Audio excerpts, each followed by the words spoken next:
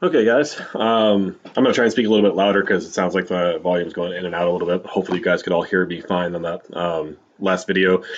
We want to go forward now with our one-way within groups ANOVA design and talk specifically about how to calculate the data from that. And there I can really show you the benefit to having the within groups variability accounted for. Like I said, your own individual difference, your unique differences that you bring into a study that make you not perform like everybody else and instead result in that distribution. We can track your unique differences over time because we measure you on multiple occasions, and then we can remove that, allowing us to see then the differences between the groups a little bit better, right? So that's what I want to introduce you to this time. And that's going to take a few new terms. So some of the new terminology associated with within groups ANOVA, which is only minor because we have a few of them already down pat, is the sum of squares subjects, right, written as SS and then subjects as a subscript, and then degrees of freedom subjects, so DF and then subjects. So again, remember, we're taking a single group of individuals, we're measuring them over time. And so in addition to creating a sum of squares that says how far apart individual groups are from the whole, which was our sum of squares between, you can see the formula down there, the mean of the group, right? The whole group itself, a time one, a time two, a time three, or group one, group two, group three, different people, same idea. The mean of that subtracted off from the grand mean tells us how different people are either between treatment conditions in a between groups ANOVA or at different time points and within groups ANOVA. Basically the difference that's due to our independent variable is one way to think about this variability. The other variability we already knew about was within groups variability, right? So within groups variability is talking about how everybody in a singular occasion, a singular group, doesn't perform the same, doesn't look the same. That can either be the same thing with between groups individuals or with different individual treatments or time periods within groups ANOVA, right? So in order to figure that out, we're looking at basic variability within a group itself. So it's just a standard sum of squares, score minus the mean of that group, right? Down here, you'll notice the source table gives us a different formula. It will result in the exact same thing. So you could actually have the sum of, and then in parentheses, x minus m, and then squared, right? And so the old formula that we had for sum of squares, it will result in the exact same thing here. And then finally, there's the sum of squares subjects, the new one.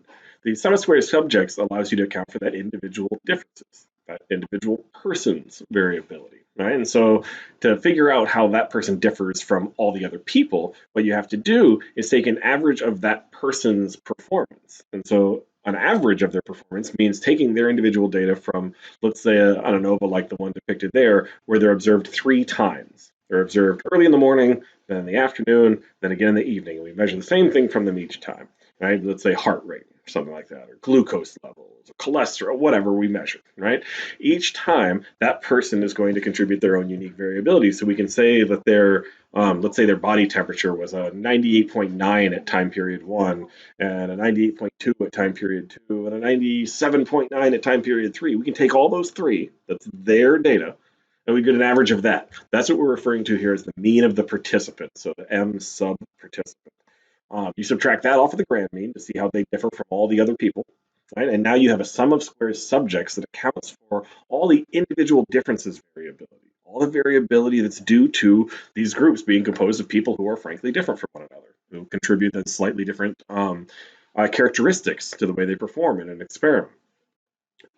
Finally, we have sum of squares total, just like before. This is pretending like there's no groups, there's no differences in observations, just put all the data together and subtract off that grand mean, right? Within groups, sum of squares is depicted down here. It shows you can also just take the sum of squares total minus the sum of squares between minus the sum of squares subjects. That just basically is saying the sum of squares total is equal to the sum of all 3 of the sums of squares that are listed above it, the between, the subjects, and the within. So if you added those 3 together, you'd get the sum of squares total within certain degrees of rounding error, right? Degrees of freedom, then, we see that that's calculated slightly differently here, so that's worth noting. Between groups, degrees of freedom is still the same. So the number of groups minus 1. So if you have 3 groups, whether it's the same people being observed 3 times or 3 different groups of people, it's still 3 groups, right? Because it's 3 different sets of observations. So it would be, in this example depicted in the graphic, 3 minus 1, so a degrees of freedom of 2. There's also the subject's degrees of freedom, right? And so the subject's degrees of freedom is a little bit like we would imagine the within subject's degrees of freedom before. It's the number of individuals in an individual treatment condition minus 1, right? And so if 15 people are observed, and then they're observed again, that's always 15 in all three of those, which it should be. If you lose anybody, then you have to eliminate them from all three conditions. Then it would be a 15 minus 1, right? The within groups degrees of freedom now is a function of both the between and the subjects. It's the product of the two. So you take the between groups degrees of freedom and you multiply it times the within groups degrees of freedom. So in the example we've been talking about, if there were 2 observations, right, like the graphic depicts 3, it'd be, 2 between groups degrees of freedom, then 3 groups, 3 observations, 2 between groups degrees of freedom. If there were 15 subjects in each one of those, you have a degrees of freedom then of 14 for degrees of freedom subjects because of n minus 1, little n now. The within groups degrees of freedom then would be that 2 times 14, right? So your within groups degrees of freedom would be 28. It's important because you need, remember, between groups degrees of freedom and within groups degrees of freedom to go into your table to get that information out of there. Table is available at the back of your book. It is available online, and I'm also posting it to Canvas so that you'll have a copy of the exact table that I personally like. And I'll also send you along a nice big PDF of all the formulas now that we've used throughout the entire class, as well as all the remaining ones we are using moving forward. So didn't want to send that to you early because it looks a little daunting when you see so many formulas at once, but you really learned that many in just one semester. Okay, so let's go through a quick example. Nothing too complicated with respect to calculations, but at least a way of demonstrating how you can calculate each of these individual types of sums of squares and then each of these types of degrees of freedom. This example, believe it or not, is not even my example, even though it is about beer. It is an example I actually ripped off from an older version of the book. I'm not even sure if it's still in the current version, but if it is, wonderful, then you can follow along with this. Feel free, since you're doing this at home, if it's an appropriate time of day, to get yourself a beer for while you go through this lecture. Cheers. Okay, so a journalist, actually, this guy named Fallows, wanted to know if the individuals who called themselves beer snobs. So if you walk around, you know some people that are beer snobs. Maybe you're a beer snob. I always prefer the term beer geek or aficionado, but we'll, tit for tat here. If you know somebody like that, maybe you wonder sometimes, are they actually able to distinguish, to discriminate between good beer, mediocre beer, and bad beer? They claim to be beer snobs. They claim to know all these types of beers so well, but can they really tell? Given that there are so many different types of beers, so many different types of styles, we're going to control for a few things so that we're not varying that. So we're going to go with lagers. Basic lagers, something you've probably all seen, at least on TV if you've not actually had a beer before. Something like a Budweiser, right, is a classic version of a German lager. So we're going to take a cheap version of that, a mid-range version of that, and a high-end version of that. And to avoid risking it sounding like the university is endorsing any particular type of beer, I'm not going to name any names that fit in these categories. So let's just imagine we've got these 3 types of beer. Okay, and so I do a blind taste test. I pour a whole bunch in each of these glasses, and I find 6 or 7 of my friends, looks like, 5 of my friends according to this table, that all say they're beer snobs. I get them all together, and I have them try these beers. Right? And they do them in different orders, right? So we hopefully counterbalance a little bit, but with 5 people, you can't counterbalance perfect, so that might be an issue. And I have them rate the beers on a 0 to 100 point scale. Right, 100 is the best beer they could possibly drink right now, and 0 is the worst beer they could possibly be drinking right now. So I get all their ratings. The data are there in the table below. What do we do? It's the same individuals being measured 3 times. We have a within the subject's design. We have an independent variable of style or quality of beer. It's got 3 levels: cheap, mid-range, and high-end. We've got data. We can't run a between groups ANOVA. We have to run a within groups ANOVA, right? Because they're the same individuals. So how do we do it? Let's do the 6 steps, right? Keep that template going for us. It's really easy, right? And so we identify our populations ahead of time. We could call it the beers, or we could call it the people who drink the beers, or the ratings of the beers. Either way, our population is essentially coming from cheap beer, mid-range beer, and high-range beer. The flavor profile is rated by these folks for cheap beer, mid-range beer, and high-range beer. We would then expect, of course, that there would be a difference between those ratings, that they would come from different populations. Because we have the same individuals being measured multiple times, because we have an independent variable with 3 levels, right? Cheap, mid-range, and high-end. This puts us in the world of both the within groups, because it's multiple people, one group of people being measured multiple times, as well as the ANOVA, because it's three groups. And then finally, it's one way because we have just a singular independent variable, right? So a one way within groups ANOVA, get all the terminology out there. What are our assumptions for a one way within groups ANOVA? They're actually pretty much the same as the between groups ANOVA, with one additional one we have to consider because it's within groups design. So are the participants selected randomly, right? We want randomization to be able to generalize this so that we know that there aren't any weird differences in our groups that don't exist in the same proportion out in the larger population. No, the participants are not selected randomly. We know that, so we do have to be a little bit careful generalizing in this case. The data do not appear to be skewed, right? If you look at our data there, they don't appear to be all sort of all over the place. Again, there are statistical ways of accounting for skewness, but we're not going through all that right now. It's beyond an intro stats class level. We can do it with an eyeball test here, right? And as long as the data don't look to have wild outliers in one direction or another, then we should be okay. We still have to meet the homoscedasticity assumption. We still have to make sure variance is approximately equivalent between our three groups, or three treatments, or three levels, or three observations, however we want to refer to it.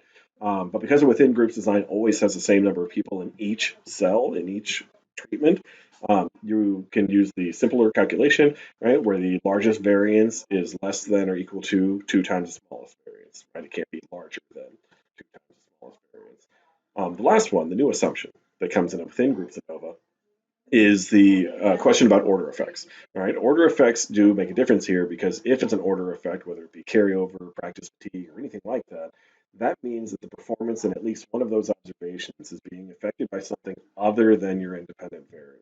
Right? Somebody may be in the third group and now they have a high level of caffeine before they perform some task, or they're now drinking high-end beers, but they're so fatigued or they're so buzzed from previous beers that their performance there and their rating of that beer, whatever it happens to be, is going to be contaminated by previous observations, previous manipulations. Right? That would be a problem because then anything you find that says your independent variable had an effect could actually be due to some other variable like order effects, practice effects, things like that. Stating null and research hypotheses, right? Step 2. So again, remember ANOVA can't test for a specific difference. It can only test for the presence of a difference somewhere. So our null and research hypotheses are generally phrased to reflect that. But again, you can be more specific. We talked about a priori or planned comparisons. You would set those up in a specific way in a hypothesis, saying something like, although we may expect mid-range and cheap beers to taste approximately the same, we do expect there to be a difference at least between the high-end and the cheap beers. Right? And so you've got a planned comparison to test there. In our case, we're going to go pretty general here. So the null, people who drink cheap, mid-range, and high-end beers rate their beers the same on average. Research hypothesis then, the one that's the sexy one, right? The one that you're hoping to find evidence for. People who drink cheap, mid-range, and high-end beers do not rate their beers the same on average, or they rate them differently on average, however wording you choose to go there, right? Very general, very non-directional, because we need a statement there that really reflects the test that we're going to actually be conducting. All right, so determining the characteristics of our comparison distribution, for now that really just means degrees of freedom. And so how do we calculate our various degrees of freedom within this particular example? Our degrees of freedom between is going to be our number of groups minus 1. 1 second. Hey, can you guys shut up? Sorry, their whole family's at home and everybody decided to be in the kitchen while I'm recording a lecture. We have 3 different styles of beer, right? We have cheap, mid-range, and high-end, right? So that's 3 levels to a singular independent variable. 3 levels mean 3 groups, so degrees of freedom between is the number of groups minus 1, 3 minus 1, 2. All right, long-winded explanation. I apologize if this looks a little confusing there on the screen. I wanted to make sure you saw all the steps, the formula, then the numbers that went into the formula, and then the final answer there. So degrees of freedom subjects, this refers to the number of individuals in each particular observation, right? So if you just look at a singular observation, that's fine. So there's 5 people, so it's n minus 1, 5 minus 1 will give you 4. Right? So our degrees of freedom subjects would be 4. Degrees of freedom within, remember, is now the product of degrees of freedom between and degrees of freedom subjects. So our 2 of degrees of freedom between are 4 degrees of freedom subjects multiplied together gives us degrees of freedom within of 8. Finally, degrees of freedom total is simply the sum of all 3 of those. So our 2 plus our 4 plus our 8 gives us a degrees of freedom total of 14. Right? Again, so pretty easy steps, very, very similar to what you've done before. Just one extra thing. right? The degrees of freedom subjects. Same will be the case with respect to calculating the rest. You'll just have to calculate sum of squares subjects. Okay. The critical values and cutoffs, excuse me for clearing my throat there. We use our between and within groups degrees of freedom, just like we did in the last example for between groups ANOVA. We have a table that looks a little like this. Again, this is going to be posted to Canvas in the next little bit. I apologize, I forgot to post it last time. So degrees of freedom between is 2. So we look across our columns to where we see the column for 2. We then look down across our rows until we find our within groups degrees of freedom of 8. Right? We find where the 2 intersect. We know, of course, by that other column that the p equals 0.05 value is the middle of those 3 values in that little cell there. And so our F critical for a p equals 0.05 is going to be a 4.46. So we're going to look to see whether or not we have an F ratio that is higher than a 4.46 and thus not likely to have occurred due to chance alone and is instead due to a real difference, meaning those beers actually do come from different populations where they have different flavor profiles. Some are higher up on the scale than others are. Okay, so I color-coded this a little bit to hopefully keep it a little clear as to what we're doing and where the groupings happen to be at any given time. So first, let's do the sum of squares total. Sum of squares total, remember, you don't even care what groups there are, right? That's easy. It's simply just putting all of the data together, finding the average of all of that data, which you need the grand mean for anyway, and a couple of other calculations. So if we look at the column there labeled rating, where it has X in parentheses, those are all the individual ratings. You can see the purple ones are for the cheap beers, the blue ones are for the mid-range, and the pink ones are for the high end. But for right now, we don't really care about that. We just look at all the ratings down that column. We add them all together, and we divide by 15 because there were 5 in each, so 15 observations. And we get a grand mean, a grand flavor mean of 40.5333. Right? So simple. After that, to get the sum of squares, we need to subtract that grand mean from all of those individual scores. So the 40 minus the 40.533, 42 minus 40.533, and so on and so forth, going all the way down through all of those, regardless of what style of beer they are, getting that deviation score. Once we have that deviation score, we square all of those so we get rid of the positives and the negatives. This will then give all the data you see in that far right column. And then if we sum all of those together, all of those squared deviations, we have our sum of squares total, which in this case is 2,117.732. Okay, so easy. It's exactly the same as you did with the between groups. How about between groups sum of squares? This is the same way you did it with between groups ANOVA too. We need the mean of each of these groups. So if we calculate that separately, notice I've now put in a column there between rating and where we start to calculate the deviation scores. So the ratings for cheap beers of 40, 42, 30, 37, and 23 are still up there. But then in the column immediately to the right, you see the average rating for cheap beers. So if I just added those ratings that I read to you and divided by 5, that's the group mean for cheap beers, 34.4. Okay, it's nice to have it in this extra column because you then can sort of read across as a function of how you would calculate it. The mean minus the grand mean, 34.4, now 40, excuse me, subtracting off 40.533 gives you that. You do it again, 34.4 minus 40.533. Notice the calculation itself, mean minus the grand mean, does not require you to use X. So that column of X is irrelevant for this calculation. You're doing the 34.4 minus 40.533 5 times because there were 5 observations in that particular group, right? And so you end up with a negative 6.133. You plug it in for all of those rows. You square it, you get the 37.614, and you plug it in for all those rows. Then repeat down there for the mid-range. For mid-range, that group mean was 34.6. So 34.6 minus 40.533. Follow that through 5 times for all the rows there for mid-range beer. Square it up to that 35.2 and fill that in for all 5 rows there. Then do finally the last one for the high-end beers. The group mean there was 52.6. Do the 52.6 minus 40.533. Square those values, right, and fill them in for all the rows for high-end. Okay, it's pretty straightforward. It's very, very similar to what we did with the, in fact, identical to what we did last time with the sum squares between. Add those up, and your total now is a 1,092.135. Okay, the new one, sum of squares subject. Okay, so sum of squares subject, remember, I have to track the individual through all the observations, through all the treatments, and I add up all of the observations of their performance across those treatments, and then I get an average of that. So if we look at participant 1, participant 1's in the top row of the cheap beer, They're in the top row of the mid-range beer and the top row of the high-end beer. So if I take those three ratings, the 40, the 30, and the 53 that are there, add those together and divide by 3, I find that that participant's average across all the beers is a 41. So I'm putting that in an extra column here, labeled participant mean. We do it for participant 2, adding the 42, the 45, and the 65. Get a mean of 50.666666, right? So we just round off to 67 or 667. Participant 3, participant 4, participant 5 do the same thing. Write down their participant means then in that next column. Next, let's go back to our formula and see what we need to do. We need to take the participant mean and we need to subtract off the grand mean. We know the grand mean. We've been using it in all our calculations so far, 40.533. So in that first row, which we will do 3 times, once for each participant, each time that participant gets observed, we'll take the participant's mean of 41, we'll subtract off 40.533 to get the 0.467, and we will square it to 0.218. Notice that those same data occur in the first row of the mid-range and again in the high end.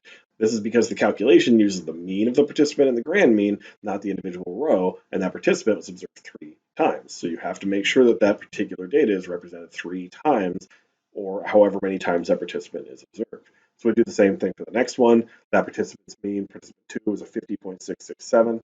The grand mean of 40.533, if you subtract off of that, gives you a 10.134. Square that, you get a 102.698, and you can kind of see how sums of squares between, sums of squares subjects is starting to account for individual differences in variability. Say you're just the kind of person who always gives high ratings or always gives low ratings, right? Whatever type of person you might have to be. That means that even if you find cheap beer, mid-range beer, and high-end beer to be different, you're going to give them all probably higher ratings than somebody else might. So you might give it a 70, an 80, and a 90, and somebody else might give it a 20, a 30, and a 40. You've all rated them differentially to indicate how you feel about those different beers, but one of you rates at a different end of the scale than the other person rates. That is your own individual difference, and I can track that across the experiment, and that's what sums of squares subjects is doing right here. So if we get all those sums of squares, we add them up to get all the squares, and then we add them up to get our sum of squares, then our sum of squares subjects becomes a 729.738. So sum of squares within, we can get as a function then of the other 3. There's no reason to calculate it separately here. So if our sum of squares total was 2,117.732, we can subtract off the other 2 values we've calculated, the 1092.135 and the 729.738. Subtracting those off, our remainder then as our within group sums of squares are 295.859. At this point, we're basically on easy street. Remember, the source table makes things extremely easy to calculate.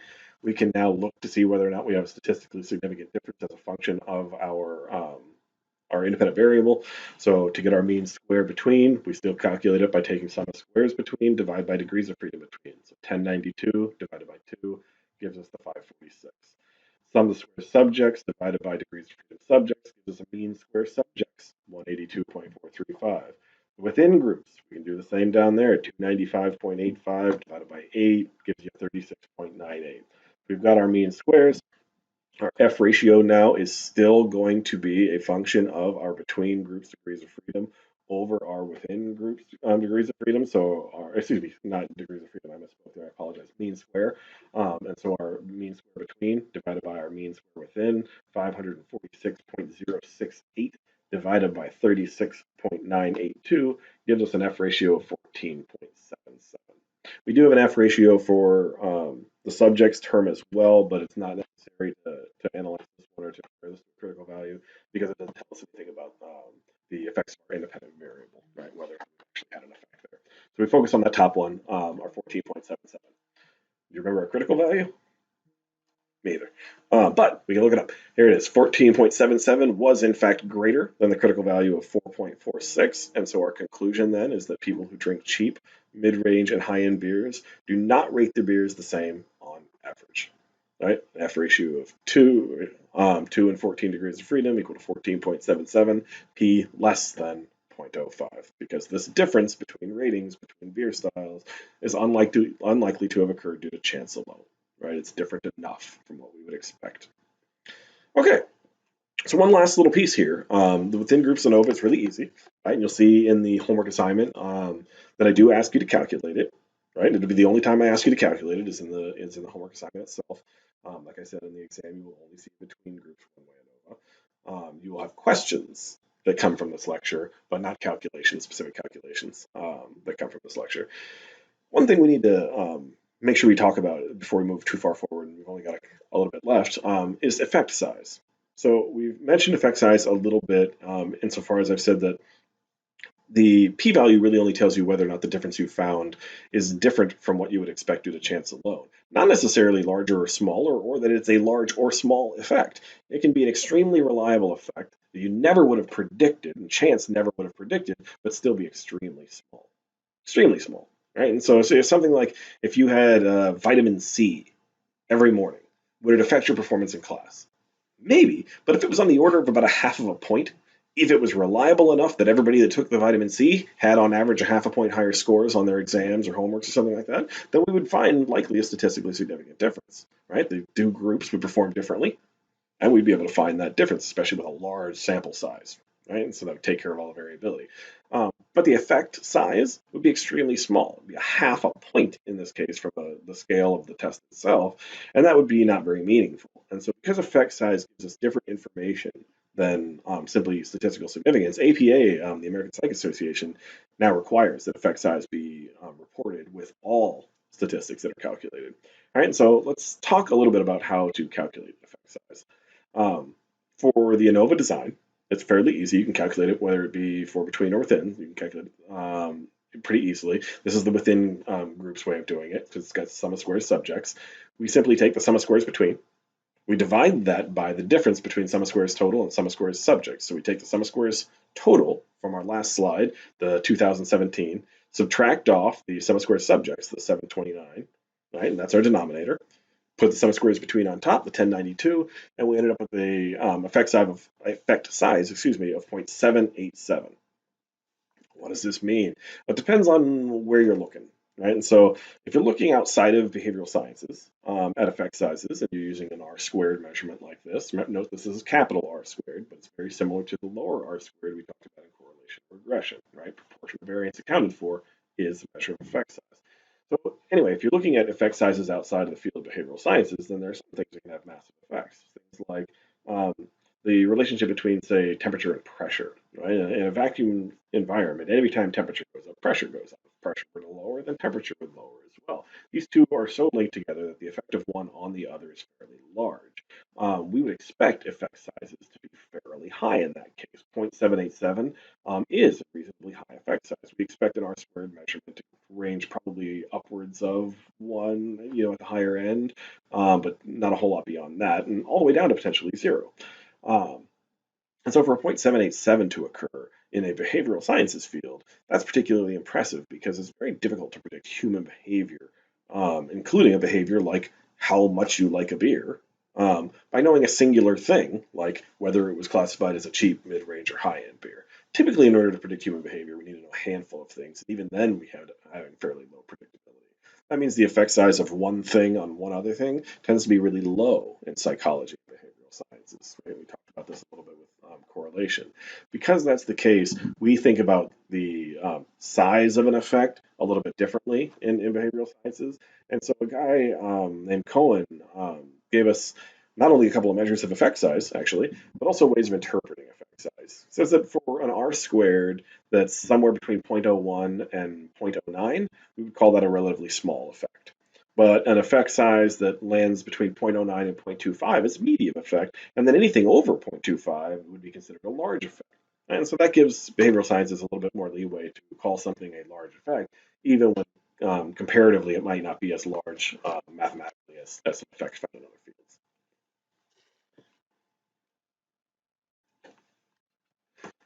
So we'll talk more about measures of effect size for between groups designs, and we'll go back and we'll cover some effect size measures for t-tests as well.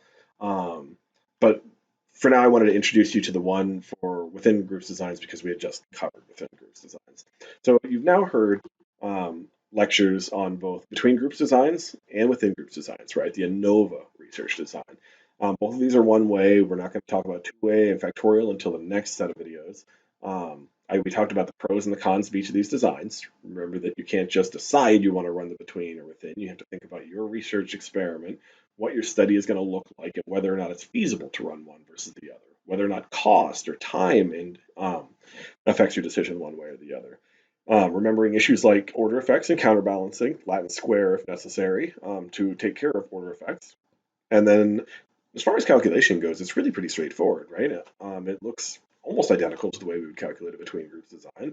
We have a new sum of squares, right? Sum of squares subjects. We have a new degrees of freedom subjects.